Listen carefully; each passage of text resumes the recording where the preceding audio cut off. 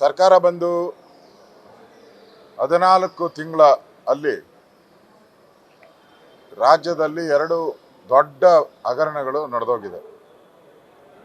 ಈ ಅಧಿವೇಶನದಲ್ಲೇ ಮೂಡ ಹಗರಣ, ಸ್ವತಃ CM ಅವ್ರ ಕುಟುಂಬದವರು 14 ಸೈಟು, ಅವ್ರ ಬೆಂಬಲಿಗರು 106 ಸೈಟು, ಒಟ್ಟು ಮೈಸೂರಿನ ಮೂಡಾದಲ್ಲಿ 1 ಲಕ್ಷಕ್ಕೂ ಹೆಚ್ಚು ಸ್ಕ್ವೇರ್ ಫೀಟ್, ಅಂದರೆ ಸುಮಾರು 3 ರಿಂದ 4 ಸಾವಿರ ಕೋಟಿ ಬೆಲೆ ಬಾಳುವಂಥ ಪ್ರೈಮ್ ಲ್ಯಾಂಡನ್ನು ಲೂಟಿ ಮಾಡಿ, ಯಾರು ಈ ಪ್ರಜಾಪ್ರಭುತ್ವದಲ್ಲಿ ಸಂವಿಧಾನನ ಕಾಯಬೇಕು ಅಂತ ಜನ ಆಶೀರ್ವಾದ ಮಾಡಿದ್ರು, ಅದೇ ವ್ಯಕ್ತಿ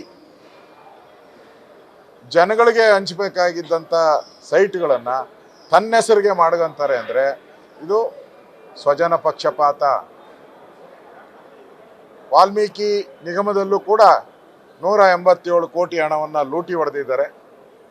ಅದು ಕೂಡ ಈಗ ED, CBI, SIT ಎಲ್ಲ ತನಿಖೆ ಆಗ್ತಾ ಇದೆ. ಅದನ್ನು ಕೂಡ ಮುಖ್ಯಮಂತ್ರಿ ಮನೆ ಬಾಗಿಲಿಗೆ ಬರುವಂಥ ಸನ್ನಿವೇಶಗಳು ಕಾಣ್ತಾ ಇದೆ. ಇಡೀ ಸದನದಲ್ಲಿ ಇದು ದಲಿತರ ಜಮೀನನ್ನು ಲೂಟಿ ಮಾಡಿರುವಂಥದ್ದು ಮೂಡಾದಲ್ಲಿ ಸಿದ್ದರಾಮಯ್ಯನವರು. ಇಲ್ಲಿ ದಲಿತರ ಹಣವನ್ನು 187 ಕೋಟಿ ಲೂಟಿ, ಅದ್ರ ಜೊತೆಗೆ ದಲಿತರಿಗೆ ಮೀಸಲಿಟ್ಟಂಥ 25,000 ಕೋಟಿ ಹಣವನ್ನು ಲಪ್ಟಾಯಿಸಿ ಬೇರೆ ಕಾರ್ಯಗಳಿಗೆ ಉಪಯೋಗ ಮಾಡಿರೋದು. ಇದೆಲ್ಲನೂ ಕೂಡ ಒಂದು ರೀತಿ ಈ ಸದನದಲ್ಲಿ ಬರೀ ದಲಿತರ ಹಣವ ಲೂಟಿ, ದಲಿತರ ಜಮೀನನ್ನು ಲೂಟಿ, ಇದೇ ಈ ಸದನದಲ್ಲಿ ನಡೀತಾ ಇರೋದು. ನಾವು ಅವಕಾಶ ಕೇಳಿದ್ರಿ, ಕೊಡಿ ಅವಕಾಶ, ಯಾಕೆಂದರೆ ಮುಖ್ಯಮಂತ್ರಿ ಹೇಳಿದ್ದಾರೆ ನನ್ನ ಜಮೀನು 62 ಕೋಟಿ ಬೇಕು ಅಂತ ಕೇಳಿದ್ದಾರೆ. ಮತ್ತು ನಾನೇನು ಸೈಟ್ ಕೇಳಿರಲಿಲ್ಲ, ಮೂಡಾದವರೇ ಸುಮ್ಮನೆ ಸೈಟ್ ಕೊಟ್ಟಿದ್ದಾರೆ, ನಾನು ಯಾವುದೇ ಅಕ್ರಮ ಮಾಡಿಲ್ಲ ಅಂತಾರೆ. ಅಕ್ರಮ ಮಾಡಿಲ್ಲ ಅಂದರೆ ಅಧಿವೇಶನದಲ್ಲಿ ಚರ್ಚೆ ಮಾಡೋ, ಅನ್ಯಾಯ ಮಾಡಿಲ್ಲ ಅಂದರೆ ಚರ್ಚೆ ಯಾಕೆ ಬೇಡ? ಎದರಿ ಓಡೋಗ್ತಾ ಇದ್ದಾರೆ ಇವತ್ತು ಮುಖ್ಯಮಂತ್ರಿಗಳು, ಅವರ ಇಡೀ ತಂಡ, ಕಾಂಗ್ರೆಸ್ ಅವರು. ಸದನದಲ್ಲಿ ಉತ್ತರ ಕೊಡೋಕ್ಕೆ ಆಗ್ತಾ ಇಲ್ಲ, ಯಾಕಂದರೆ ಸಿಕ್ಕಾಕೊಂಡ್ಬಿಟ್ಟಿದ್ದಾರೆ. HK ಪಾಟೀಲ್ ಅವರು ಹೇಳಿದರು, ಹಗರಣ ನಡೆದಿರೋದು ನಿಜ, ಅದನ್ನು ತನಿಖೆಗೆ ನಾವು ನ್ಯಾಯಮೂರ್ತಿಗಳ ಒಂದು ನೇತೃತ್ವದಲ್ಲಿ ಕೊಟ್ಟಿದ್ದೀನಿ ಅಂದರೆ. ಅಪರಾಧಿ ಯಾರು? ಮುಖ್ಯಮಂತ್ರಿ. ತನಿಖೆ ನೀವೇ, ಮುಖ್ಯಮಂತ್ರಿನೇ ತನಿಖೆಗೆ ಆದೇಶ ಮಾಡಿದ್ರೆ ನ್ಯಾಯ ಎಲ್ಲಿ ಸಿಗ್ತೈತೆ?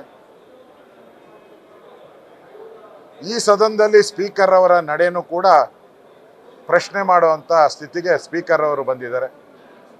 ಇದುವರೆಗೂ ನಿಲುವಳಿ ಸೂಚನೆ ನಾವು ಕೊಟ್ಟಿದ್ದೀವಿ, ಸುಮಾರು 4 ರಿಂದ 5 ಕಾಂಗ್ರೆಸ್ ಅವರು ಕೊಟ್ಟಿದ್ದಾರೆ, ED ಕೊಟ್ಟಿದ್ದಾರೆ. ಅದನ್ನು ಏಕಾಏಕಿ ಸ್ಪೀಕರ್ ಚರ್ಚೆ ಮಾಡಿ ಕರೆದು ಹೇಳಿದ್ರು, ಚರ್ಚೆ ಮಾಡಿ ಅಂತ. ಬೋವಿ ನಿಗಮದ ಹಗರಣ ಹೇಳಿದ್ರು, ಅದು ಯಾವಾಗ ನಡೆದಿರೋದು? 4-5 ವರ್ಷದ ಹಿಂದೆ. ಅದಕ್ಕೆ ಕರೆದು ಶಿವಲಿಂಗೇಗೌಡ್ರೆ ಚರ್ಚೆ ಮಾಡಿ ಅಂದರು. ನಮ್ಮದು ಮೂಡ ಹಗರಣ ಬಂದ ತಕ್ಷಣನೇ ಇದು ಚರ್ಚೆಗೆ ಬರಲ್ಲ ಅಂದರು. ಯಾವ ನ್ಯಾಯ? ಯಾವ ರೂಲ್ಸಲ್ಲಿ ಕೇಳ್ತಾ ಇದ್ದೀರಾ ನೀವು? ಇದರಿಂದ ಸ್ಪೀಕರ್ ನಡೆಯನ್ನು ಕೂಡ ಇವತ್ತು ಪ್ರಶ್ನಾರ್ಥಕವಾಗಿದೆ. ಅವರು ಒಂದು ರೀತಿ ಪಕ್ಷಪಾತ ಮಾಡಿ ಕಾಂಗ್ರೆಸ್ ಕಡೆ ಮಾತಾಡ್ತಾ ಇದ್ದಾರೆ. ಇದರಿಂದ ನಮಗೆ ನ್ಯಾಯ ಸಿಗ್ತಾ ಇಲ್ಲ.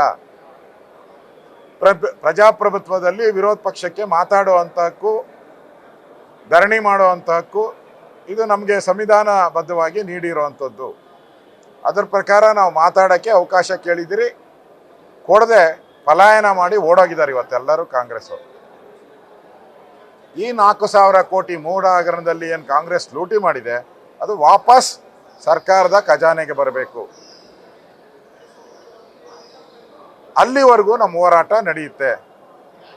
ಇದನ್ನು ರಾಜ್ಯದ ಜನತೆಗೆ ತಿಳಿಸೋ ದೃಷ್ಟಿಯಿಂದ ನಾವು ಈ ಹೋರಾಟವನ್ನು ಕಾಟಾಚಾರಕ್ಕೆ ನಾವು ಮಾಡ್ತಾ ಇಲ್ಲ. ನಾವು ಹಗಲು ರಾತ್ರಿ ಧರಣಿಯನ್ನು ಮಾಡಿ ಇಡೀ ರಾಜ್ಯದ ಜನತೆಗೆ, ಏನು ಸಿದ್ದರಾಮಯ್ಯನವರು ಇವತ್ತು ಉತ್ತರ ಕೊಡದೆ ಓಡೋಗಿದ್ದಾರೆ, ಅದನ್ನು ರಾಜ್ಯದ ಜನ ಪ್ರಶ್ನೆ ಮಾಡಬೇಕು. ನಾವು ಕೂಡ ವಿಧಾನಸಭೆಯಲ್ಲಿ ನಾಳೆನೂ ಕೂಡ ಇದ್ರ ಬಗ್ಗೆ ನಾವು ಪ್ರಶ್ನೆಯನ್ನು ಮಾಡೋರಿದ್ದೀರಿ. ಈಗ ಸನ್ಮಾನ್ಯ ಸ್ಪೀಕರ್ ಅವರು ನಮ್ಮನ್ನು ಕರೆದಿದ್ರು, ರಾತ್ರಿ ಎಲ್ಲ ಧರಣಿ ಮಾಡ್ತಾ ಇದ್ದೀರಾ, ನಿಮಗೆ ಊಟ ಉಪಚಾರ ಬೇಕಾ ಅಂತ ಕೇಳಿದ್ರು. ವಿಧಾನಸಭೆ ಅಧಿವೇಶನದಲ್ಲಿ ನಮಗೆ ಮಾತಾಡೋಕ್ಕೆ ಅವಕಾಶ ಕೊಟ್ಟಿಲ್ಲ ಸ್ಪೀಕರ್ ಅವರು. ಅವರ ಊಟ ಕಟ್ಕೊಂಡು ನಮಗೇನಾಗಬೇಕಾಗಿದೆ? ಮತ್ತು ಈ ದಲಿತರ ಹಣವನ್ನು ಲೂಟಿ ಮಾಡಿದ ದುಡ್ಡಲ್ಲಿ ನಾವು ಊಟ ಮಾಡೋದು ಎಷ್ಟು ಸರಿ ಅಂತ ತೀರ್ಮಾನ ಮಾಡಿ ನಾವೆಲ್ಲ ಶಾಸಕರು ಅವ್ರು ಕೊಡೋ ಊಟವನ್ನು ರಿಜೆಕ್ಟ್ ಮಾಡಿದಿರಿ. ಈ ಲೂಟಿ ಹೊಡೆದಿರೋಂಥ ದುಡ್ಡಿನ ಹಣದಲ್ಲಿ ನಾವು ಯಾವುದು ಊಟ ಮಾಡಲ್ಲ, ನಾವೇ ಸ್ವತಃ ಅರೇಂಜ್ ಮಾಡ್ಕೊಂಡು ನಾವು ಊಟವನ್ನು ಮಾಡ್ತೀರಿ. ಈ ಸರ್ಕಾರ ದಲಿತರ ವಿರೋಧಿ, ಪ್ರಜಾಪ್ರಭುತ್ವದಲ್ಲಿ ಮಾತಾಡೋ ಹಕ್ಕನ್ನು ಕಸ್ಕೊಂಡಿದ್ದಾರೆ. ಈ ರೀತಿ ಮಾಡುವಂಥ ಈ ಸರ್ಕಾರದ ವಿರುದ್ಧ ಹಗಲು ರಾತ್ರಿ ಧರಣಿಯನ್ನು ಮಾಡ್ತಾ ಇದ್ದೀರಿ. ಇವತ್ತು ರಾತ್ರಿ ಪೂರ್ತಿ ವಿಧಾನಸಭೆ ಒಳಗಡೆ, ವಿಧಾನ ಪರಿಷತ್ ಒಳಗಡೆ ನಾವು ಧರಣಿಯನ್ನು ಮಾಡ್ತೀರಿ. ನಾಳೆನೂ ಕೂಡ ಈ ಧರಣಿಯನ್ನು ಮುಂದುವರಿಸ್ತೀರಿ. ಎಲ್ಲಿವರೆಗೂ ಈ ಸೈಟ್ಗಳು ತಗೊಂಡಿರೋ ಎಲ್ಲ ವಾಪಸ್ಸು ಮೂಡಾಗಿ ಬರಬೇಕು. ಯಾರು ತಪ್ಪಿತಸ್ಥಿದ್ರೆ ಅವ್ರಿಗೆ ಶಿಕ್ಷೆ ಆಗಬೇಕು. ಈ ಬೇಡಿಕೆ ಈಡೋವರೆಗೂ ನಾವು ಹೋರಾಟವನ್ನು ಮಾಡ್ತೀವಿ. ನ್ಯೂಸ್ ಫಸ್ಟ್ ನಿರ್ಭೀತಿಯಿಂದ ನಿಮ್ಮ ಪರವಾಗಿ.